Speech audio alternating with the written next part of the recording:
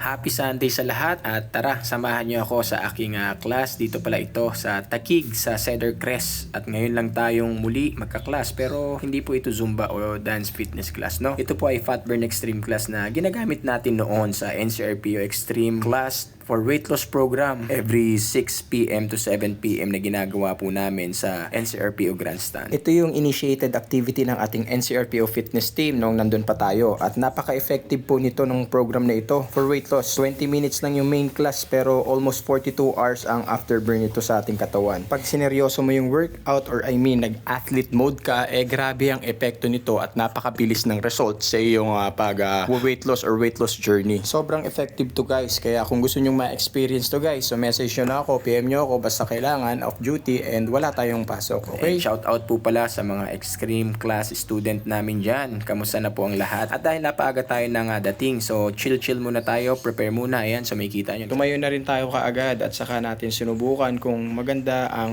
fit ng shoes. And syempre, outfit check na rin yan syempre, no? Then, nagpainit na rin tayo dyan, warm up, galaw-galaw lang muna. Kahit na anong dance move para pampainit lang yan guys. Preparation lang para mamaya. So, ito na yung pinaka-class at ito na po yung pinaka-patapos na part na po ito, no? Breathe, inhale and exhale, maintain. Maintain lang. Up! Whoop!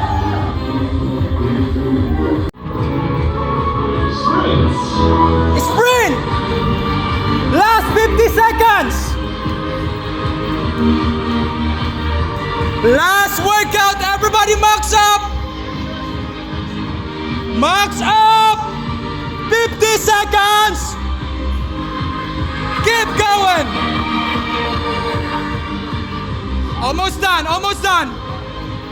Last 30 seconds! Say ha!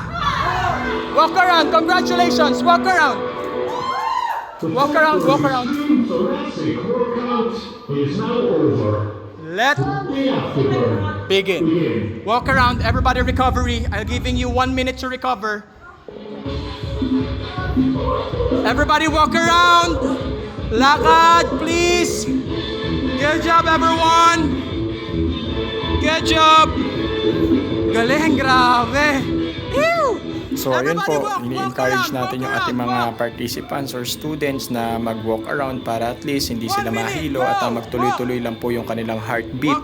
And then after ng 1 minute na rest nila, nagbigay lamang po ako ng isang music ng dance fitness, saka ko po sila kinul down. So yung cool down natin, napaka-relaxing and napakaganda po kasi talagang whole body po yung pinaka-relaxation and at the same time, yung breathing exercise ibinigay po natin sa kanila. So ito na po yung sunod na nangyari po. After ng cool down 1 and the stretching, so binigyan natin sila ng breathing exercise and pinag-rest natin sila ng ganito. So with music po yan guys, pero natapos na yung music for 2 minutes, mga siguro 5 minutes silang naka-rest for that position para naman na whole body recovery po para sa kanila. Sobrang nakaka-relax po nitong session ito after nilang buno sa workout natin for 20 minutes. Ito na po yung pinaka-reward nila. So grabe, napaka-relaxing po nito. So tapos na po yung class namin dyan and then syempre ginising na po natin sila sa mga natutulog na and then in-encourage ko po sila sa pagtayo ng tama na dapat magsa-side lang po muna then saka tayo tatayo. Hindi po pwede nang nakahiga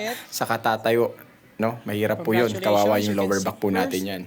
Yan. So sa mga time na yan, ayaw na po nilang bumangon at gumising kasi napaka-relaxing po kasi nitong cool down na binigay natin sa kanila. So again, sige, you can listen. Yung concept ng ating workout, actually that 20 minutes workout is napakaikli lang niya. Dinagdagan lang po natin siya. The warm-up is only dapat 12 minutes ang maximum, but we do 17 minutes for the aerobics. So it means natapos ninyo, ganun kayo kalakas. Pero ang na-observe, as we observe doon sa 20 minutes, hindi nyo siya minax. Pero konti lang yung mga rest na ginawa ninyo.